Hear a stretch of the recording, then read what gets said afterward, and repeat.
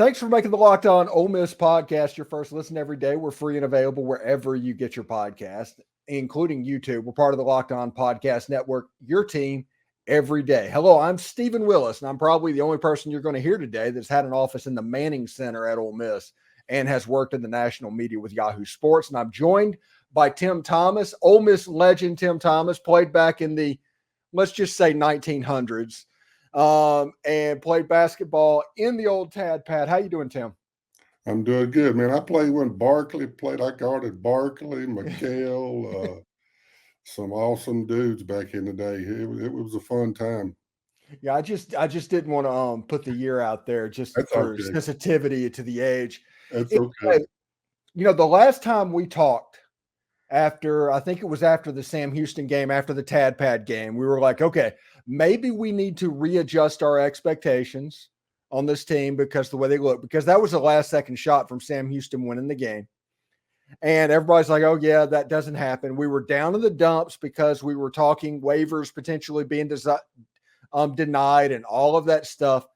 Now, fast forward about a week and a half later, and all of the excitement is buzzing around there because Chris Beard and that Ole Miss team, without Moussa Cisse, who Ole Miss got cleared on the waiver, he's probably going to make his debut against Memphis. They absolutely took apart NC State in a way that I haven't seen since Andy Kennedy had it going. Yeah, I'll just go ahead and say it. Chris Beard is the real deal. He knows what he's doing. He has collected this great amount of talent. And it's been a struggle. Ask Lane Kiffin. It's a culture thing, getting people from all these different places to come in and buy in. And he's got them buying in defense. He's got them buying in rebounding now.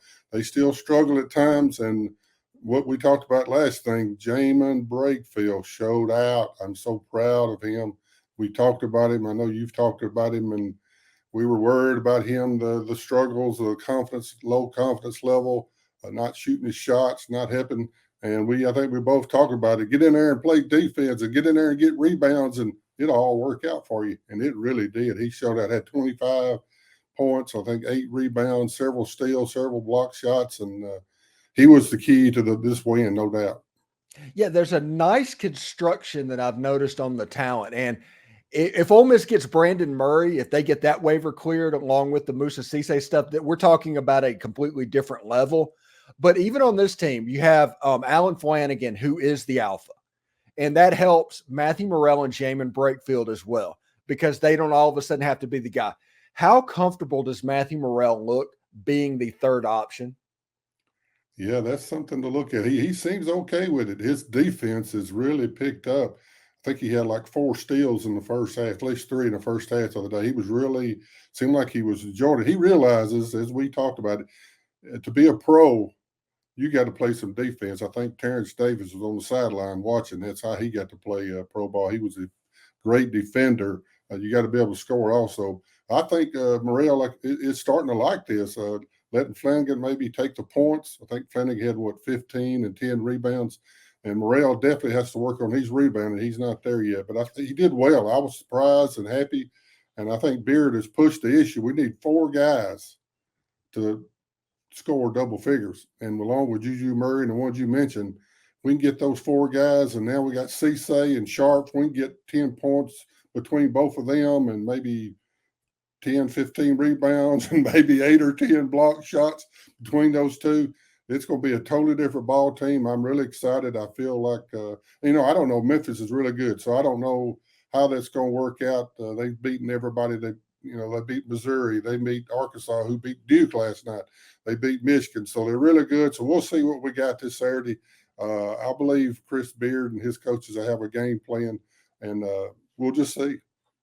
Basketball's changed a little bit since you graced Tad Smith Coliseum, but how does it feel for a post player whenever somebody like Moussa Cisse is being added to everything's not on your shoulders. Somebody else that can come in and rebound and block shots like that happen.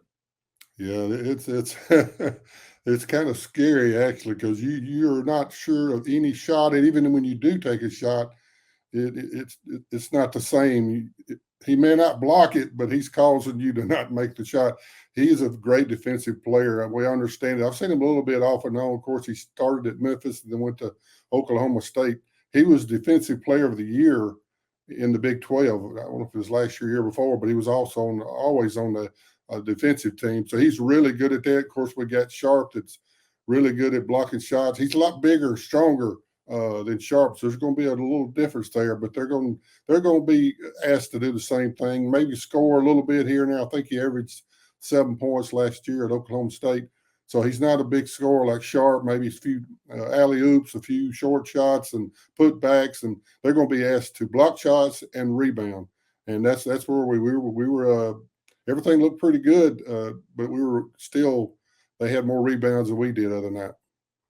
Yeah, and that's something they need to get fixed, but there's time to get that fixed, honestly, and Cisse is going to help with that. And if you look at what Ole Miss looked like offensively in that ball game, that is the crispest I've seen an Ole Miss offense look in a very long time. Ball movement, it's like everybody knew where other players were going to be. They knew exactly what they were trying to do and maybe making an extra pass along the way. I'm telling you, man, Chris Beard, he's good. He really is good. Yeah, he's done it before, as we talked about. I was listening to a Field of 68 show, Jeff Goodman, well-known guy, and he was asking Rob Hummel, that played at Purdue, great player back in the day, and they said they tossed out every coach in the SEC. They kept named them all, Tennessee, everybody, all the way down, Auburn's coach and everybody's coach, and all of a sudden they said Chris Beard. So on the floor, getting the talent together and making it happen with a no-middle defense and knowing how to coach these kids on the offense.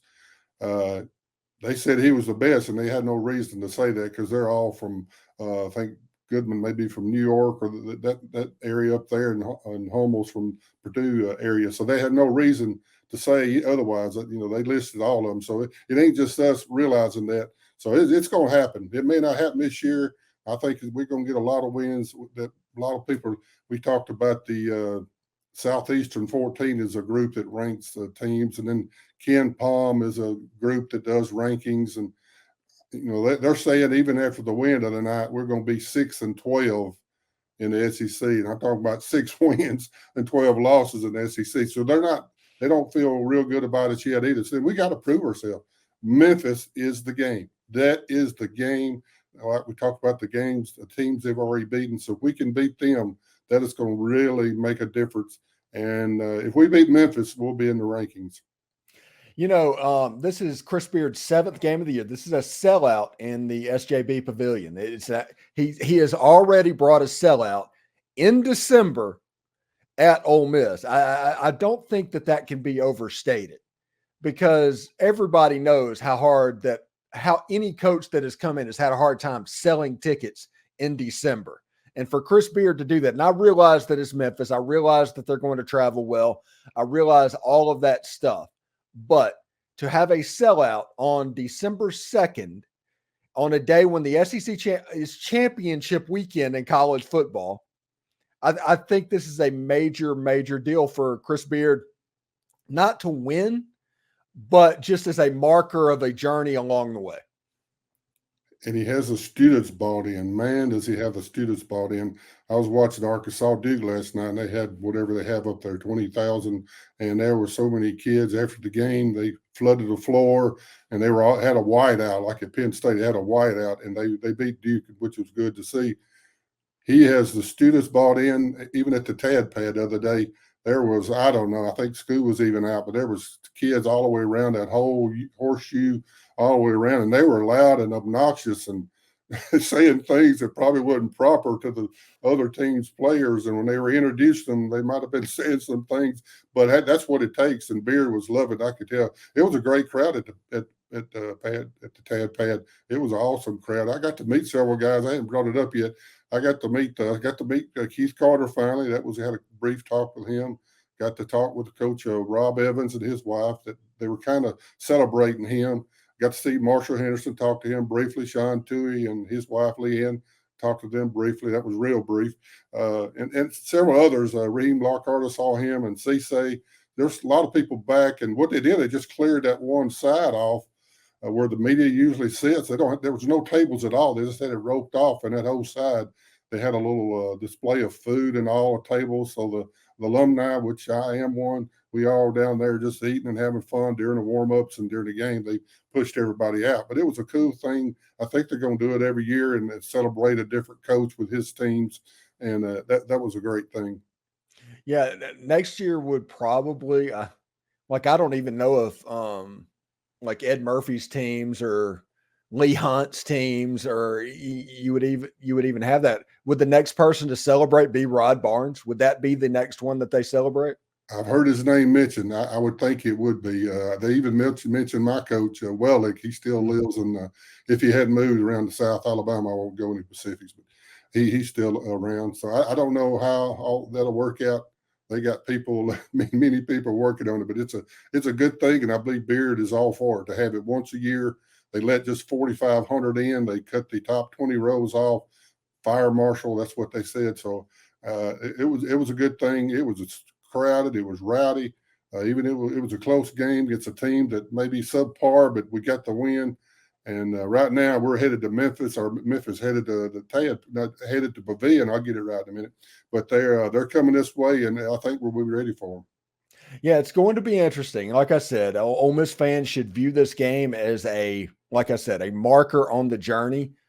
It would be nice to win. I think Ole Miss at this point, they're 6-0. I mean, you have to take that into account.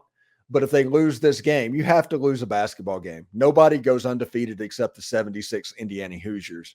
So you're going to lose games eventually, but it's going to be exciting, and to have this opportunity against Memphis is a pretty big deal for Coach Beard and the Ole Miss basketball team.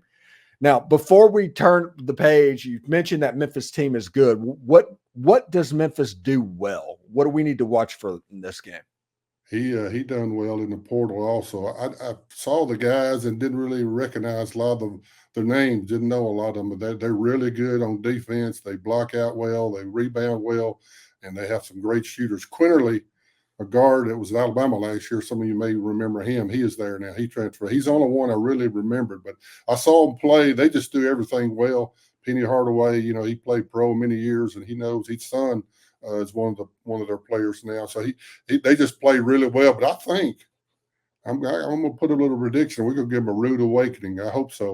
We'll see how it goes. But we're as good as they are. We got talent. We got it. You can't. You got Flanagan, who's a pro prospect. Morel's a pro prospect. I would say Cisse and Sharp at some level are pro prospects. You got Juju Murray, the guy can really play. He didn't shoot us well the other night, but he can really score, and he can make it happen. And you got Caldwell, who really comes in. We don't give him enough credit. He comes in and really makes things happen. And then Brakefield, the key that we talked about, that's got to come through for us every night. He can't just do it one night against North Carolina State. He has to do it. And according to Beard, he's the first guy at practice, and he's the last guy that leaves. So if you got a work ethic like that and you push your defense and you're rebounding and steals and block shots, the basketball gods will take care of you. Yeah, absolutely. And turning the page, there's still one more waiver that we're waiting on. Brandon Murray is out there. And honestly, if we're being real about it, Brandon Murray is kind of the big waiver that's out there. So we'll find out exactly how that goes. I think On3 the other day had a report that they had some good vibes on that one. I have no idea what's going on there. I mean, anything dealing with the NCAA, just assume bad news. And then if good news happens, be pleasantly surprised, like Musa Cisse, for instance. What do you know about Brandon Murray? And if he gets cleared over the next week or two, how would that affect this basketball team? He's as good or better than Flanagan or Murrell, I think. That's my opinion. He's around the same height. I think Flanagan may be 6'6". I think Murray's 6'5", and Murrell, I believe they listed him at 6'4". Great leaper, unbelievable leaper, great shooter, works, just drives to the hole, loves to drive the hole, which Beard will love that. I asked around to try to find out, if anything was going on with him yet. And it's just we talked about the waiver police. So they're just out there trying to find anything. These little forms they fill out, the waivers, you got to have it exactly right.